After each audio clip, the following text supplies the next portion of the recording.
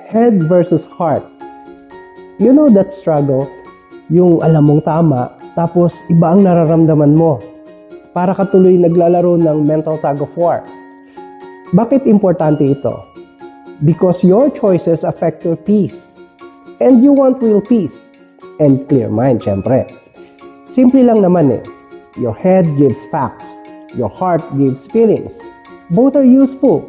Hindi sila magkalaban. Minsan, maingay lang talaga. So try mo to. Huminga ka muna ng malalim. Tanungin mo ang sarili mo, ano ba ang totoo? Ano ang helpful ngayon? Ano ang step na kaya mong gawin? Kahit maliit lang. Hindi mo kailangang ayusin ang buong buhay mo ngayon. Isang step lang muna. At siya nga pala, normal lang ang malito. Hindi ka robot. So smile ka na kahit konti. You will get through this.